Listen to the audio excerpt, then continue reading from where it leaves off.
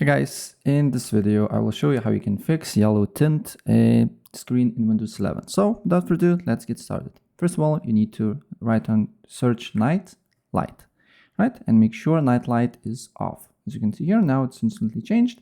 And then you just need to look if this is the problem. If this is not the problem, you just need to go to color management. Then on color management, you need to look for this option, use my settings for this device.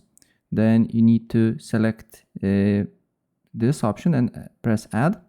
Then select this option here, OK. And once selected, set as a default profile and restart your computer and look if the problem persists. If the problem persists, if you use NVIDIA GPU, you can go and right click on your desktop, then go to NVIDIA control panel. Then you need to go to adjust desktop color settings. And then you can use similar to mine because as you can see here, I don't have yellow tint.